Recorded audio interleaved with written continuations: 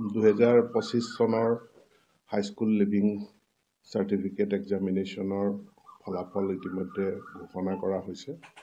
আৰু 63.98% পাছ পাৰ্চেণ্টেজ আমি পাইছোঁ আৰু ইয়াৰ ভিতৰত জিলা হিচাপে শিৱসাগৰ, ডিব্ৰুগড়, ধেমাজি, যোৰহাট, নলবাৰী এইকেইখন হৈছে বেষ্ট পাৰফৰ্মিং ডিষ্ট্ৰিক্ট আৰু এই জিলাকেইখনক বাদ দি পেলাই বাকী আমাৰ শ্ৰীভূমি, কাছাৰ, ধুবুৰী, গোৱালপাৰা এই জিলাকেইখন একেবাৰে শেষৰ ফালে আছে অৰ্থাৎ এভাৰেজ পাছ পাৰ্চেণ্টেজতকৈ তেওঁলোকৰ ফলাফল তাৰ তলত আছে। 303 প্ৰথম 3টা স্থান সেইকেইটা ঘোষণা কৰা হৈছে ইতিমধ্যে আপোনালোকে সেইখিনি পাইছে আৰু মই সকলো পাছ কৰা সুখ্যাতিৰে উত্তীৰ্ণ হোৱা ছাত্ৰ ছাত্ৰীলৈ মোৰ অভিনন্দন জ্ঞাপন কৰিছোঁ আৰু যিসকল কৃতকাৰ্য হ'ব পৰা নাই তেওঁলোককো মোৰ আহ্বান হতাশ নহয় দ্বিতীয়বাৰৰ কাৰণে তেওঁলোকে সফলতা অৰ্জনৰ কাৰণে চেষ্টা কৰিব অসম চৰকাৰৰ শিক্ষা বিভাগে তেওঁলোকৰ লগত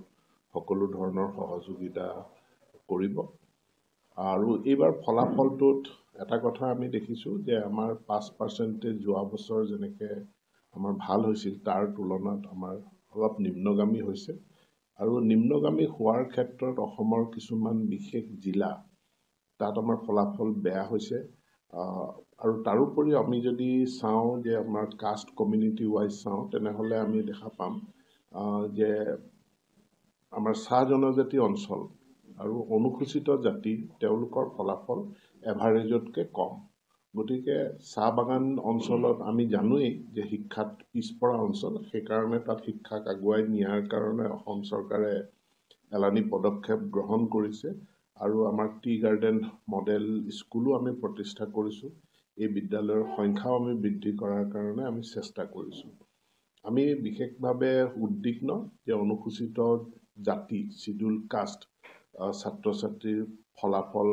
আশাব্যঞ্জক হোৱা নাই গতিকে সেই ক্ষেত্ৰতো শিক্ষা বিভাগে বিশেষ তেওঁলোকে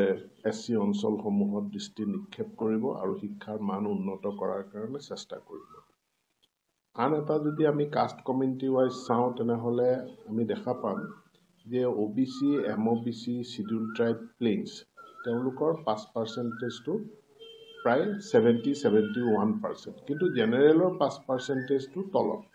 এতিয়া এইটো কোনোবাই প্ৰশ্ন কৰিব পাৰে যে STP তেওঁলোকৰ পাছ পাৰ্চেণ্টেজ ভাল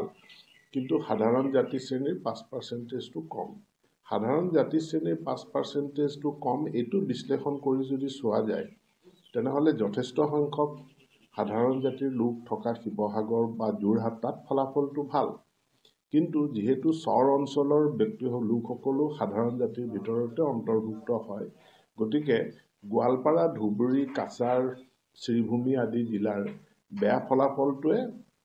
সাধাৰণ যিটো জেনেৰেল কেটেগৰী অফ ষ্টুডেণ্টছ তাত পাছ পাৰ্চেণ্টেজটো তাত নিম্নগামী কৰাত এটা তেওঁলোকৰ কণ্ট্ৰিবিউশ্যন এটা আছে আৰু এই দিশটো আমি বিশেষভাৱে চাম গতিকে সামগ্ৰিকভাৱে যদি চোৱা যায় মই আসাম ষ্টেট স্কুল এডুকেশ্যন বৰ্ডক তেওঁলোকক ধন্যবাদ জ্ঞাপন কৰিছোঁ যে খুব কম সময়ৰ ভিতৰত আৰু বিশেষকৈ বিহুৰ আগে আগে তেওঁলোকে ফলাফল ঘোষণা কৰিবলৈ সক্ষম হৈছে ইতিমধ্যে আমাৰ যিটো দৰ্পণ পৰ্টেলটো সাজু কৰি তোলা হৈছে হায়াৰ ছেকেণ্ডেৰীত নাম ভৰ্তি কৰিবৰ কাৰণে আৰু হায়াৰ ছেকেণ্ডেৰীত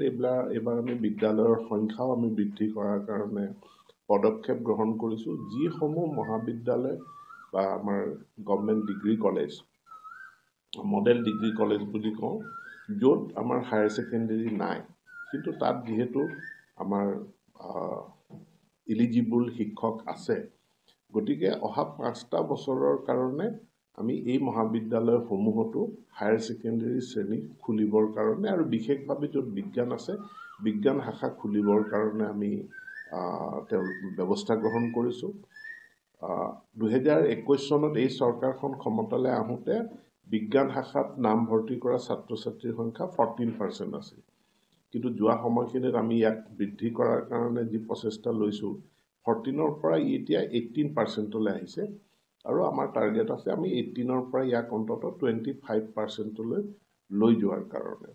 আৰু মেট্ৰিকৰ ফলাফলটো এটা গুৰুত্বপূৰ্ণ পৰীক্ষাৰ ফলাফল। মই পুনৰবাৰ সফল হোৱা ছাত্ৰ ছাত্ৰীসকললৈ সেইসমূহলৈ